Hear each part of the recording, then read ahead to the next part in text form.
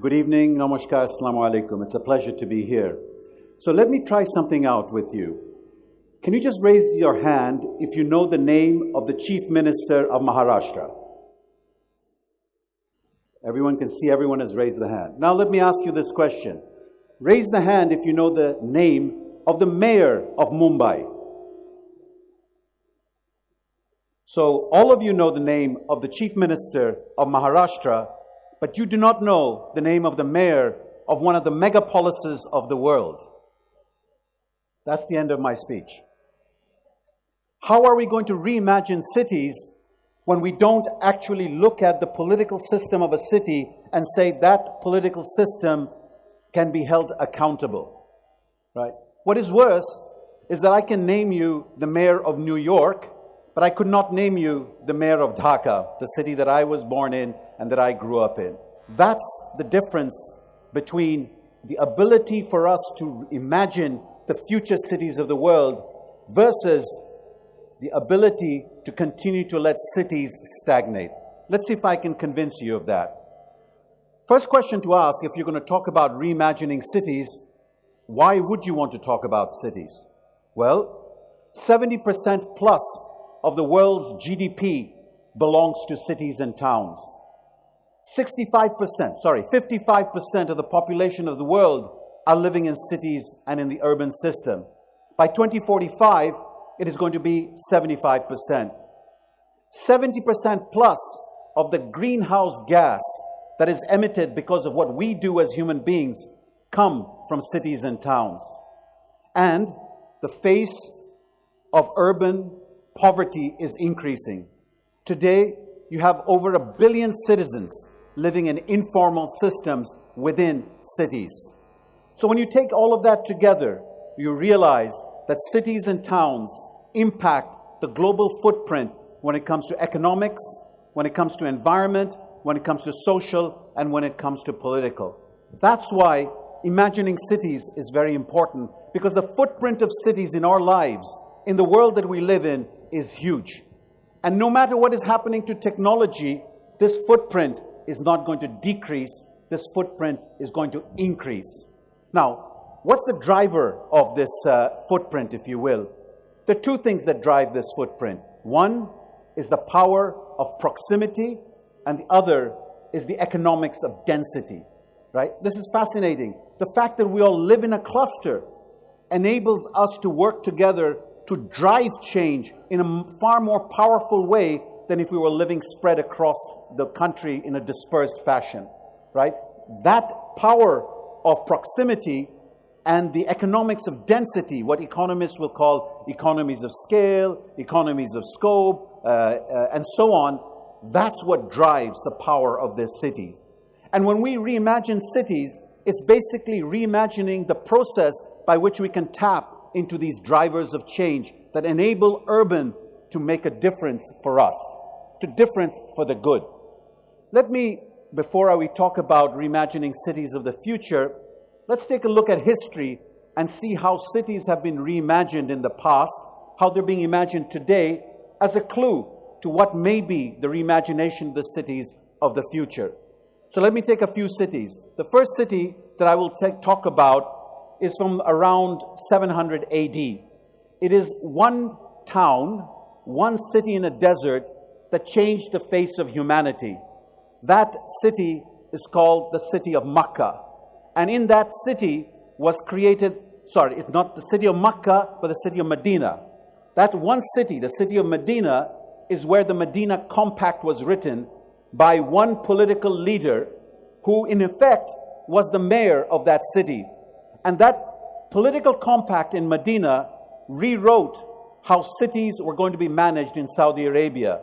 It rewrote how interaction among society was going to happen in a tribal system.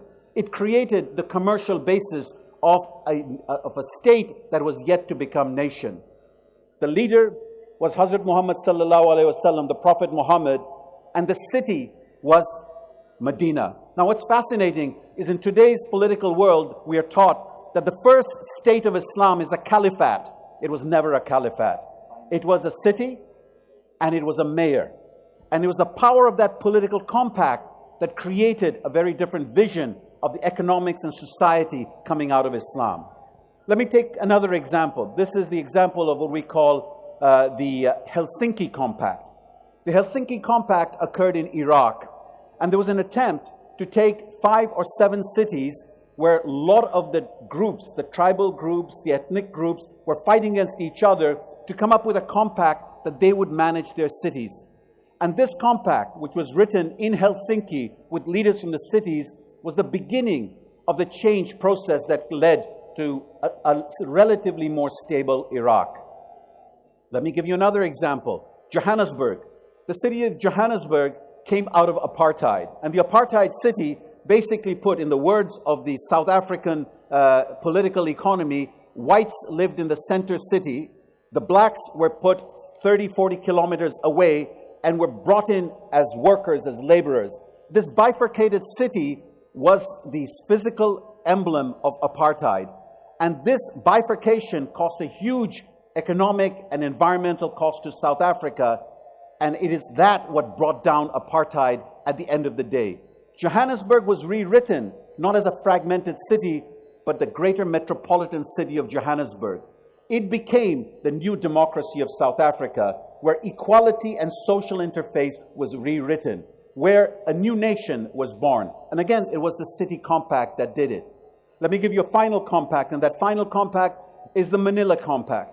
Here's a city the size of Delhi or Mumbai that could not deliver water to its citizens. In fact, I remember talking to a woman who said, my children have never seen running water in the tap. Why?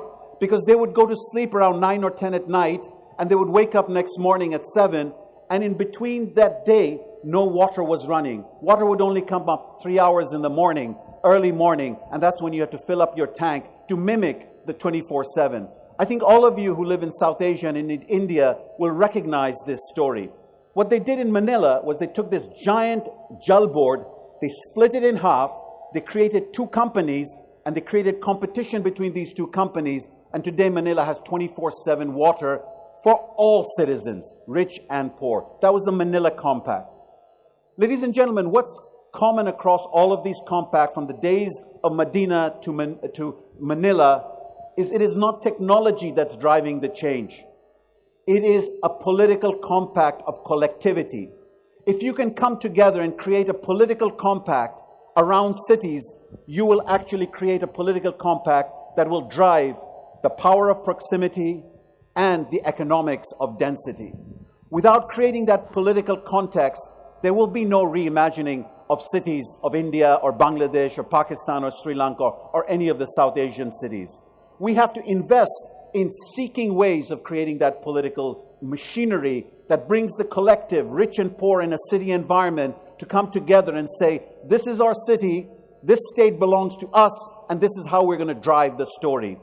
And the reason this is important is what I started off with, that the global footprint is increasingly being driven by cities. And if the cities do not have the political compact to actually hold themselves accountable to their citizens, that global impact will be a negative one. So if today we're talking to young change makers, there's only one message. Get up, learn about your city, vote in your city, run for local constituency, because the power of political compact is what's going to drive the reimagination of cities for the future. Ladies and gentlemen, thank you very much.